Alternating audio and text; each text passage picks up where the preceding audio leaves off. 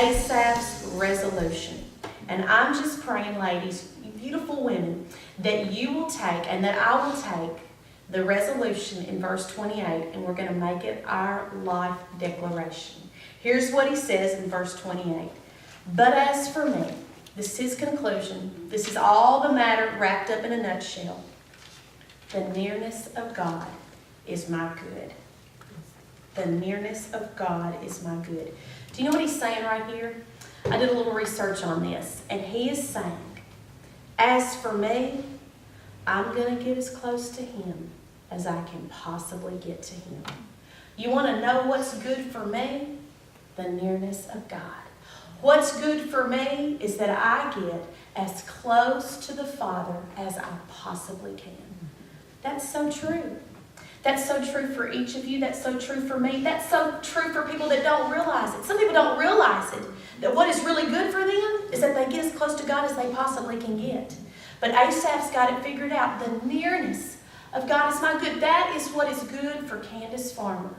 In all aspects of my life is that I get as close to him as I can. And then secondly, he says, I have made the Lord my refuge. Do you see there the proactive choice that he's making? It's not that he just happened into this situation, but he made a choice. I have made the Lord my refuge. So that boulder, that strength, that tour, that jutted rock that we talked about, that our hearts can climb up under and find refuge, Asaph says, that's it. My refuge, dear Father, is in you. It's not going to be in my therapy group. It's not going to be in my prescription drug. My refuge is not going to be in the counsel of my mom, as wonderful as that relationship is.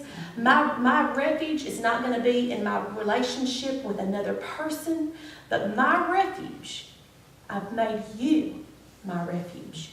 You are my refuge alone. And so he acknowledges that. And then the last thing that Asaph says, and this all goes back to telling the story, the WMU 125th year anniversary, that I may tell all of your works. Now, ladies, that's what we need to be doing. We need to get as close to God as we possibly can. By the way, that's what's good for you. That's what's good for me.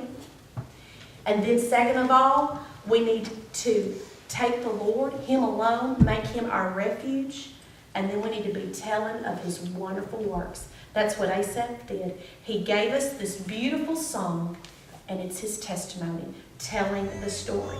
So ladies, let's just hold that near